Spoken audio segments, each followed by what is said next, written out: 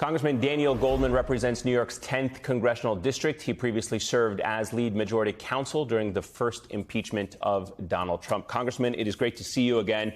First, what do you make of this subpoena for the ex-president? I mean, does it surprise you at all? No, it doesn't surprise me. Many of these defendants have tried to blame their conduct on Donald Trump. It's a losing legal strategy, but it does bring to the fore how central the former president was to everything that happened in the lead up and including January 6th.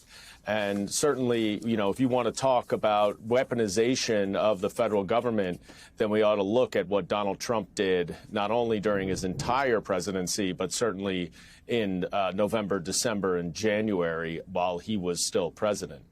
Let me switch to another subpoena, and that is the former Vice President, Mike Pence, and him defying this current subpoena from the special counsel. I want to play for you more of his excuse as to why he won't comply with it. Watch. I would say in this very moment is it's also wrong to establish a precedent where a legislative official could be called into a court by an executive branch. That runs against literally hundreds of years of not only American law, but common law.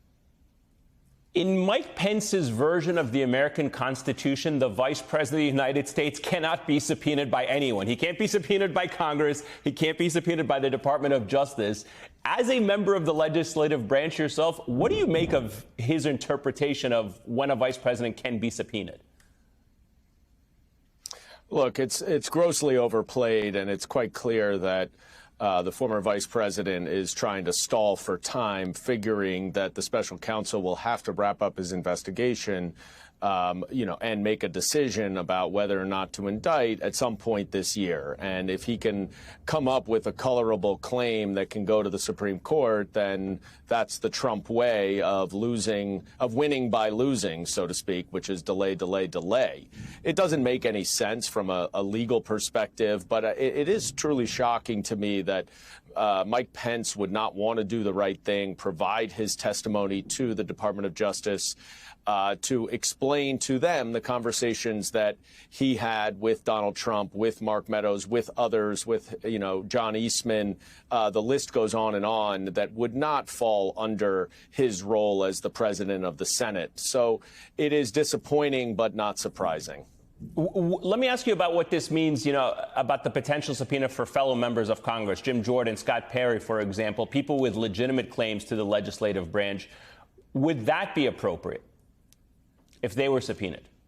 Yes. Look at what happened with Senator Lindsey Graham, who fought his subpoena in the Fulton County District Attorney's investigation, and he lost. And he had to go testify. You're not above the law if you're a member of Congress. You don't have a blank slate to just do whatever you want under the speech and debate clause. Obviously, there are things we do that fall squarely under the speech and debate clause, but it is not absolute immunity from any subpoena. And what, private conversations that Scott Perry had with Jeffrey Clark at the DOJ or otherwise has nothing to do with the speech and debate clause. So that would be a loser of an argument. But again, we're running out of time right now. The special counsel is running out of time. And so, we know that these members of Congress avoided testifying. They defied their congressional subpoenas, lawful congressional subpoenas from the January 6th committee. They are now on a committee in Congress that has jurisdiction to investigate ongoing investigations into themselves.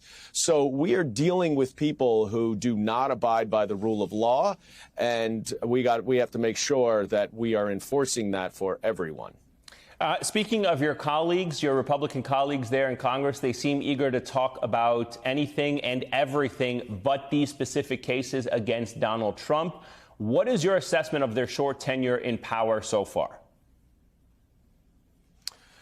Look, I think what is very clear is they have reached a conclusion, and now they're trying to fill in the evidence. But as I've tried to do in some of the hearings we had last week and many of my other terrific Democratic colleagues are doing, we are just bringing the facts. We are pointing out what actually has happened, what the truth and the evidence actually shows.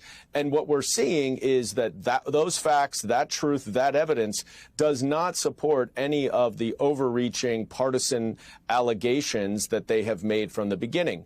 And so I expect that we will continue to bring the American people the facts and the evidence, and that will undermine the conclusory allegations that the Republicans have made from start to this point in this Congress. Congressman Goldman, really quickly before I let you go, do you have any thoughts on the developments today in Fulton County with the special grand jury redacted report that was released and where you think that case might go next?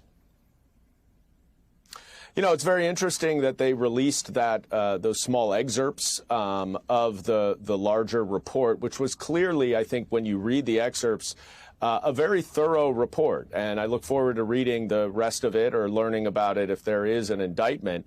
But it is noteworthy, of course, that they pointed out that someone did perjure him or herself in front of them. We have known for a long time that former President Trump and those around him have a very unsettling relationship with the truth. And so I'm very interested to see who would be in the crossfire of a perjury charge. As we all are waiting to hear from that imminent decision from the Fulton County District Attorney Fani Willis. Congressman Daniel Goldman, always a pleasure, sir. Thank you so much for your time.